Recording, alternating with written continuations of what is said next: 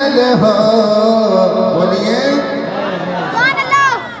एक बार और कहिए सुभान अल्लाह के धन पाड़ो बोलो बेबे आमिना नबी आगे जन्म लेल हो नूर जैसन सूरती या नबी जी के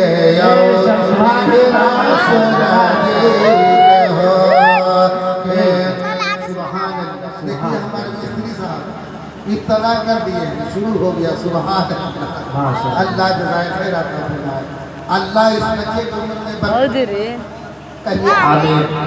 के धन बाड़ो बोलो बेबे आमिना नबी आगे जन्म लेल हो नूर जैसन सूरती या नबी जी के रे रसूल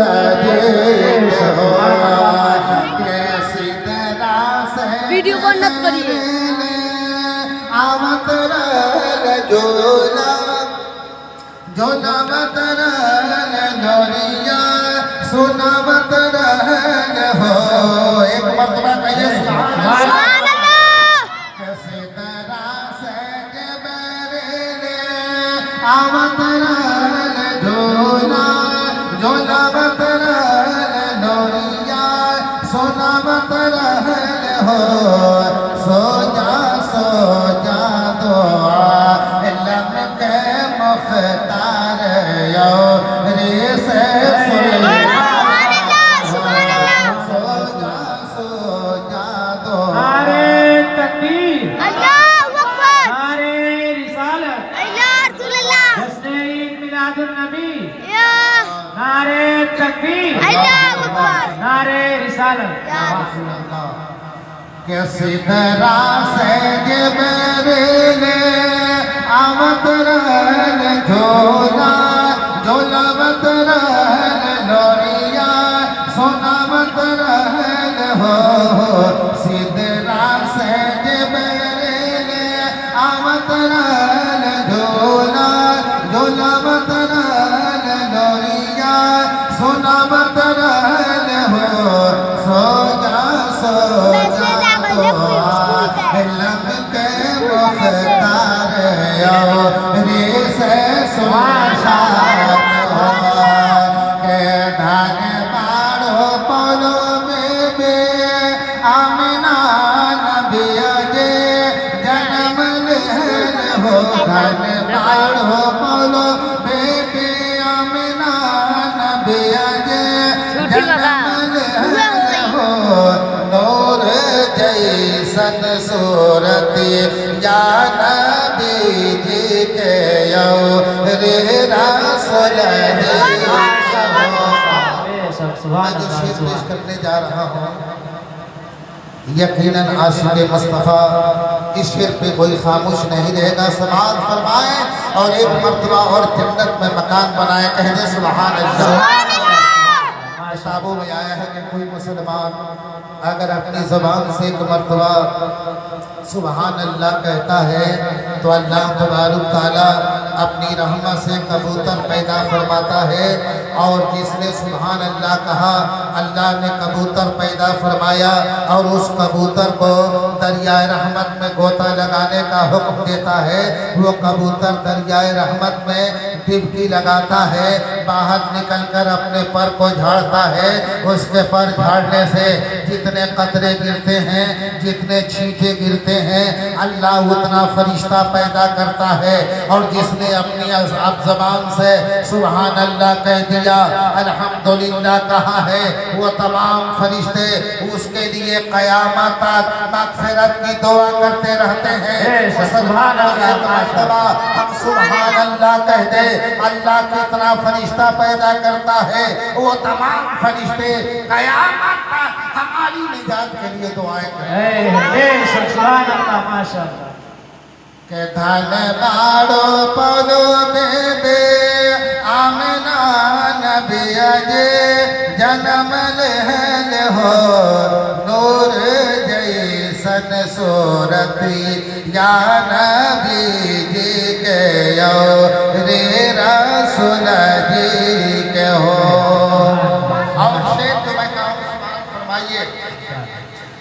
कठवत में नहवावेले सफवत बोबो और हलिमा दाए हो। बोलिए में नहवावेले सफवत बोबो और हलिमा दाए हो। नूर जैसन सूरत या नबी जी के यो रे रसूल जी धन बाड़ो बोलो बेबे आमिना नबी जे जन्म लेन हो। धन बाड़ो बोलो बेबे आमिना नबी जे जन्म लेन हो। नूर जैसन सूरती या नबी जी के यो रे रसूल जी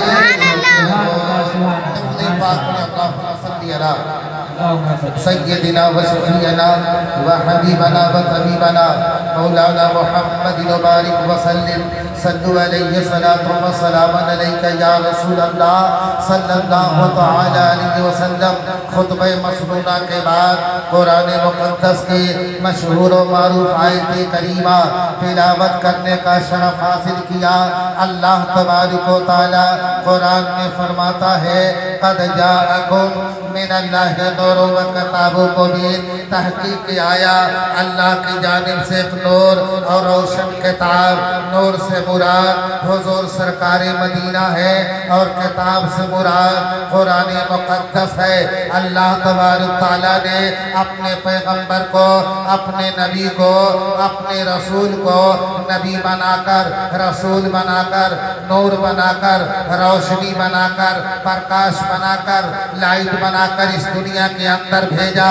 आपके ज़हन में एक सवाल पैदा होता होगा कि नबी जब दुनिया में पैदा हुए तो रोशनी बनकर आए, लाइट बनकर आए, नूर बनकर आए और नूर की ज़रूरत वहाँ होती है, रोशनी की ज़रूरत वहाँ होती है, प्रकाश की ज़रूरत वहाँ होती है जहाँ अंधेरा होता है, जहाँ काला होता है, जहाँ स्याही होती है। क्या नबी जब पैदा हुए तो उस वक्त सूरज नहीं निकलता था? क्या जब नबी पैदा हुए तो चाँद नहीं निकलता था? क्या जब नबी पैदा हुए तो दिन का उजाला नहीं हुआ करता था? दिन का उजाला भी था, रात भी हुआ करते थे, दिन भी हुआ करता था, सूरज भी निकला करता था, चाँद भी निकला करता था। मगर लोगों का दिल स्याह हो गया था, लोगों का दिल काला हो गया था। दिल के अंदर रोशनी पैदा करने के लिए, गुमराहियों से बचाने के लिए, सिराते मुस्तकीम पर चलाने के लिए, ईमान की दौलत देने के लिए, इस्लाम जैसा अनोखा मजहब देने के लिए अल्लाह तबारक तआला ने पैगंबर को दुनिया के अंदर भेजा। नबी दुनिया में आए तो तमाम परेशानियों से बचा दिया, उजाला पैदा कर दिया। मगर मुसलमानों गौर करने का मकाम है, जब तक हमारे और आपके पैगंबर हमारे नबी दुनिया में नहीं तशरीफ लाए थे, आप लोगों को मालूम होगा दुनिया का आलम क्या था। इंसान इंसान का दुश्मन था, कबीला कबीले का दुश्मन था, बाप औलाद का दुश्मन था, बुराइयां आम हो गए थे। उस जमाने में अगर किसी का पति मर जाता था, किसी के शौहर का इंतकाल हो जाता था तो उसकी पत्नी को जिंदा उसके साथ चीता पे जलाकर शादी कर दिया जाता था। और लोग कहा करते थे कि ये मनहूस औरत है, घर में जब से आई है अपने पति को पा गई, अगर जिंदा रहेगी एक के बाद दीगरे घर वाले सब मर जाएंगे, घर आबाद होने के बजाय बर्बाद हो जाएगा। इस बुनियाद पर, जहालत की बुनियाद पर लोग औरतों को जिंदा जलाया करते थे। और अरब की धरती पर यह मामूल था कि अगर किसी के वहाँ बच्ची पैदा होती थी तो लोग जिंदा उसे मिट्टी के अंदर गाड़ दिया करते थे, दफन कर दिया करते थे। उनका नजरिया ये था कि बच्ची एक रोज बड़ी होगी, उसका रिश्ता करना पड़ेगा, किसी का साला बनना पड़ेगा, किसी का ससुर बनना पड़ेगा, समाज में हमारा व्यापार मार मजरू होगा, लोग हमें गिरी नजरों से देखेंगे। इस हालत और मनहूसियत की बुनियाद पर उस जमाने में बच्चियों को जिंदा दफन कर दिया जाता था। नबी अभी तशरीफ नहीं लाए हैं, नबी के आने से पहले की बात है। एक इंसान है बाहर कमाने जाने लगा, बीवी हामिला थी। अर्ज करता है बीवी सुनो सुनो, तुम्हारे शक्म में तुम्हारे पेट में जो बच्चा परवरिश पा रहा है, मैं तो बाहर कमाने जा रहा हूँ, मगर मेरी बात को गौर से सुन लो। अगर लड़का पैदा हो तो परवान चढ़ाना, बेटा पैदा हो जाए तो पालना, बेटा पैदा हो जाए तो परवरिश करना, अगर बच्ची पैदा हो जाए तो मेरे आने का इंतजार मत करना। उस बच्ची के गला को दबा देना, उसे जिंदा दफन कर देना। इतना कहने के बाद शौहर बाहर चला गया। कुछ दिन गुजरा, घर में लड़का के बजाय लड़की पैदा हो गई, बेटी पैदा हो गई, और सारा मंजर अपनी निगाहों से देख रही है कि ये जालिम बाप इसका कह कर गया है कि लड़की पैदा हो जाए तो इसे मार डालना, इसे जिंदा दफन कर देना। बच्ची पैदा हो गई है, अगर परवरिश करते हो तो मेरा शौहर एक रोज बाहर से आएगा और बच्ची के गला को दबा देगा, इसे जिंदा दफन कर देगा। आखिर करो तो क्या करो, बच्ची के चेहरे पे नजरों को डालती है, आंखों में आंसुओं के सैलाब छलकने लगते हैं, जारों के तार रोने लगती है। काफी देर तक रोती रही, रोते रोते जहन में एक बात आ रही है, उसी के गांव में किसी के वहां बेटा पैदा हुआ था, उसके घर पर जाती है, अर्ज करने लगी ये इंसान